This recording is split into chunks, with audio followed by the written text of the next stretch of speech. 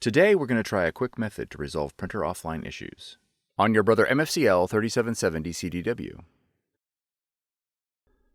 Generic drivers can be a common cause of wireless issues with your Brother printer. In this video, we'll verify your driver configuration to ensure a generic driver did not get installed. To check your driver configuration, open Control Panel and right-click on the Brother printer icon. Select Printer Properties. When the driver settings appear, click the Advanced tab and verify that the proper driver has been applied. The proper driver will contain your model number in the name. If your Brother machine is configured with a different driver, select the Brother driver from the drop-down menu and click Apply.